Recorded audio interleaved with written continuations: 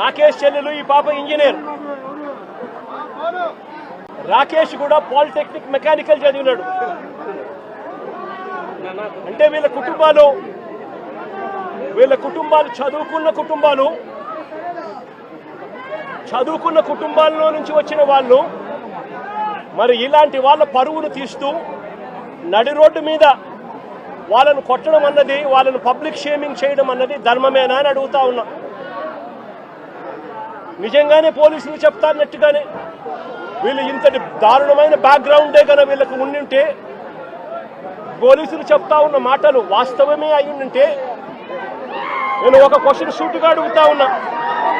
అసలు మంగళగిరి తెనాలి వారు కూడా కాదు ఇక్కడ,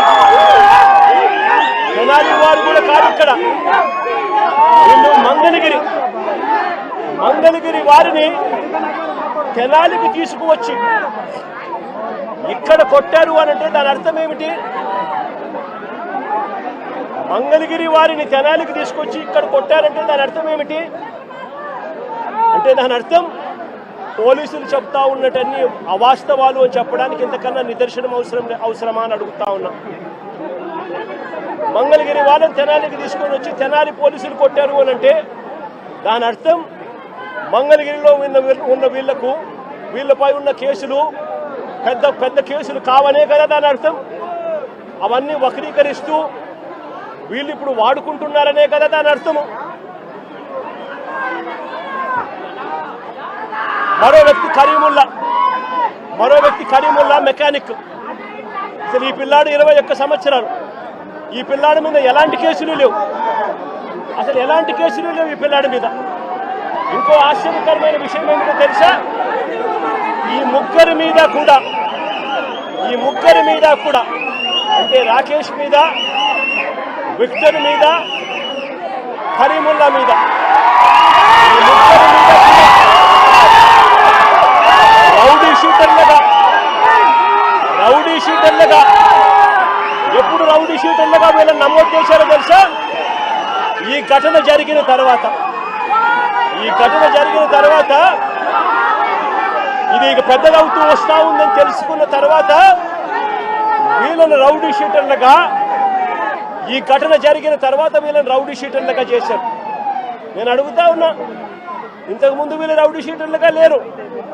రౌడీ షీటర్లుగా వీళ్ళ మీద నమోదైంది, వీళ్ళని నమోదు చేసింది ఈ ఘటన జరిగిన తర్వాత. ఇంత ప్రస్ఫుటంగా పోలీసులు ఎలా దుర్మార్గం చేశారు అన్నది ప్రస్ఫుటంగా కనిపిస్తూ ఉంది. నేను అడుగుతా ఉన్నాను ఒకటే, వీళ్ళని చూడడానికి, వీళ్ళకి సంఘీభావం తెలపడానికి జరుగుతూ ఉన్నది అన్యాయము అని చెప్పి ఎవరైనా గలమిప్పితే చంద్రబాబు నాయుడు గారు, ఆయన ఎల్లో మీడియా, ఆయనకు సంబంధించిన సోషల్ మీడియా వీళ్ళంతా బురద జల్లుతూ వీళ్ళందరూ అనే మాటలు ఏమిటి? వీళ్ళది గంజాయి బ్యాచ్ అట, వీళ్ళు రౌడీ షీటర్లట అని రకరకాలుగా వీళ్ళ కుటుంబాన్ని పరువును తీస్తూ వీళ్ళందరూ మాట్లాడుతూ ఉన్నారు. నేను అడుగుతా ఉన్నాను, కేసులు ఎవరి మీదైనా కానీ కేసులు ఉండొచ్చు. గతంలో ఎవడైనా కూడా గిట్టిన వారు కేసులు పెడతా ఉంటారు. కేసులు ఎవరి మీదైనా ఉండొచ్చు. కానీ ఆ కేసులు ఉన్నప్పుడు ఆ కేసులు తేల్చాల్సింది కోర్టులు. మీరు ఫలాని నేరం చేశారని మీరు చెప్పొచ్చు, చేయలేదు అని చెప్పి వాళ్ళు చెబుతారు. తేల్చాల్సింది కోర్టులు. మరి అలాంటి కోర్టులకు ఇవ్వాల్సిన అధికారం పోలీసులే తీసుకోవడం ధర్మమేనా అని అడుగుతా ఉన్నా. అంటే పోలీసులే అబాండాలు వేస్తారు, పోలీసులే జడ్జిమెంట్లు కూడా ఇస్తారు. మరి ఇలా చేయగలిగే నైతికత పోలీసులకు ఉందా అని అడుగుతా ఉన్నా. ఇలా చేయడం ధర్మమేనా అని అడుగుతా ఉన్నా.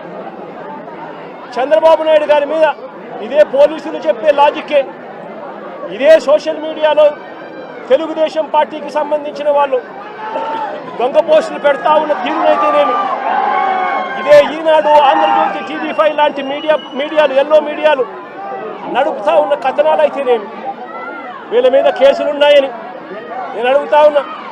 ఇదే చంద్రబాబు నాయుడు మీద 24 కేసులున్నాయి.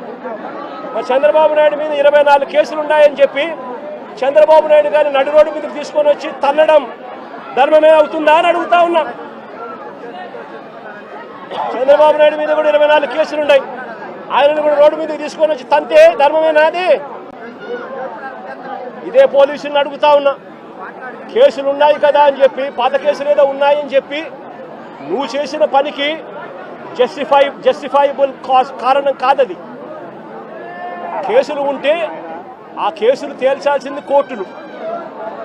మీరు ఆరోపణ చేస్తారు, అది న్యాయం కాదు అని చెప్పి వాళ్ళ అవతల కోర్టుల్లో ఆర్గ్యూ చేస్తారు. జడ్జి కేసు వింటాడు, జడ్జి తీర్పునిస్తాడు. అంతేకాని పోలీసులు ఇలా కేసులు గతంలో ఉన్నాయి కదా అని చెప్పి తీసుకొని వచ్చి నడి రోడ్డు మీద వాళ్ళను నిల్చోబెట్టి వాళ్ళ కుటుంబ పరువును తీస్తూ వాళ్ళను షేమింగ్ చేసే కార్యక్రమం పోలీసులకు లేనే లేదు. చట్టాన్ని కంట్రోల్ చేయాల్సింది పోలీసులే. చట్టాన్ని పోలీసులు చేతిలోకి తీసుకోవడం ఏంటి? విషయం ఏంటంటే ఒకటండి, నాకు అర్థం కానిది ఏంటంటే తప్పు చేసినోడికి కులం ఏంటి, మతం ఏంటి, అదొక్కటి చెప్పండి. అది వాళ్ళు గాంజా బ్యాచ్. నిన్న కూడా మా వాళ్ళు డిపార్ట్మెంట్ అంతా కూడా ప్రెస్ నోట్ కూడా రిలీజ్ చేశారు డీజీపీ గారు. అసలు వాళ్ళ మీద ఎన్ని రౌడీ షీట్స్ ఉన్నాయి. అసలు తెనాల్లోని నాకే కాదండి, మీకు కూడా ఒక సోషల్ రెస్పాన్సిబిలిటీ ఉంది, ఒక విలేకరులుగా మీకు కూడా. ఒక్కసారి తెనాల్లో వాళ్ళ తాలూకా నేచర్ ఏంటి, వాళ్ళ తాలూకా బ్యాక్గ్రౌండ్ ఏంటి అన్నది ఒకసారి చెక్ చేయండి. యాక్చువల్గా ఒక గాంజా బ్యాచ్ పోలీస్ డిపార్ట్మెంట్ మీద చేసుకునేటప్పుడు అంటే ఫర్దర్గా ఒకసారి దానికి కూడా వీళ్ళు రాజకీయ రంగు పులిమేసి దానికి కులాన్ని అంటగట్టి మతాన్ని అంటగడతా ఉంటే ఇంకా పోలీస్ డిపార్ట్మెంట్ ఎలా వర్క్ చేసుకోవాలి? ఒకసారి ఆలోచించాలి. ఇదే పోలీస్ యాక్షన్ తీసుకోలేదు అంటారు, ఏదైనా ఒక స్టెప్ ఫార్వర్డ్ వేస్తే ఈ రకంగా మాట్లాడతారు. అంటే నేనేమంటానంటే కొంత పని మా డిపార్ట్మెంట్ చేసుకుని ఇవ్వాలి. అలాగని ఇప్పుడు అమాయకులను ఎవరిని కూడా మేము పడితే, ఇప్పుడు నేను ఒకటే మాట్లాడుతున్నానండి. ఇదే ఇప్పుడు ఎక్స్-సీఎం ఇప్పుడు ఈయన జగన్మోహన్ రెడ్డి ఏదేదో మాట్లాడుతున్నారు, ట్వీట్లో ఏదో పడుతున్నారు. నేను డైరెక్ట్ క్వశ్చన్ అండి, డాక్టర్ సుధాకర్ అనే వ్యక్తి మాస్క్ అడిగిన పాపానికి నడి రోడ్డు మీద రెక్కలు విడిచి చొక్కా ఇప్పి కొట్టిన సందర్భం మర్చిపోయారా? మరి ఆ రోజు ఎందుకు మాట్లాడలేదు జగన్మోహన్ రెడ్డి? ఆ రోజైతే భావ స్వేచ్ఛా ప్రకటన, ఆ రోజైతే అదే చంద్రబాబు నాయుడు గారు అమరావతి చూడటానికి వెళ్తే బస్సు మీద రాళ్ళు ఇసురుతూ ఉంటే ఆ రోజు ఎందుకు రాళ్ళు ఇసిరారంటే భావ స్వేచ్ఛా ప్రకటన అని మాట్లాడారు. అదే పోలీస్ డీజీపీ ఆఫీస్కి పక్కనే ఉన్న మా సెంట్రల్ ఆఫీస్ మీద దాడి చేస్తే మా కార్యకర్తలకి బీపీ వచ్చింది అన్నారు. ఇవన్నీ ఎక్స్-సీఎం మాట్లాడిన మాటలే కదా. ఈరోజు ఇప్పుడు అదే వరప్రసాద్ అని, మన రాజమండ్రిలో వరప్రసాద్ అని ఇసుక మాఫియా గురించి మాట్లాడితే పోలీస్ స్టేషన్లో కూర్చొని శిరోముండనం చేస్తే మరి ఆ రోజు ఎందుకు మాట్లాడలేదు? దళిత నాయకుడు, ఆ రోజు దళితులు ఎందుకు శిరోముండనం చేశారు అని చెప్పి ఆ రోజు ఎందుకు మాట్లాడలే? ఆ రోజు ఎందుకు వరప్రసాద్ ఇంటికి వెళ్ళి పలకరించలే? ఆ రోజు ఎందుకు డాక్టర్ సుధాకర్ ఇంటికి వెళ్ళి పలకరించలే? ఆ రోజు ఎందుకు ప్రవీణ్ ఇంటికి వెళ్ళి పలకరించలే? అంటే పులివెందల నాగమ్మ అనే అమ్మాయిని చాలా బ్రూటల్గా హత్య చేస్తే మేము వెళ్తే మా మీద అట్రాసిటీ కేసులు పెట్టారే. మరి పులివెందల నియోజకవర్గంలో నాగమ్మ ఇంటికి ఎందుకు ఆ రోజు జగన్మోహన్ రెడ్డి వెళ్ళే? ఈరోజు రాజకీయ లబ్ధి గురించి కులాలని మతాలని రెచ్చగొట్టడానికి మాత్రమే ఈరోజు తప్పు చేసిన వాడి ఇంటికి, అదేవిధంగా గాంజాయి బ్యాచ్ వాళ్ళ ఇంటికి వెళ్తున్నాడంటే అతని బ్యాక్గ్రౌండ్ ఏంటో మనం కూడా ఆలోచించుకోవాలి, ప్రజలు కూడా ఆలోచించుకోవాలి. చట్ట ప్రకారం ఏం చేయాలన్నా పోలీసులకే చెల్లుతుంది. ఏ పోలీస్ అయినా చట్ట ప్రకారమే చేయాలి, చట్ట ప్రకారమే చేస్తారు, చట్ట ప్రకారమే చేస్తున్నారు.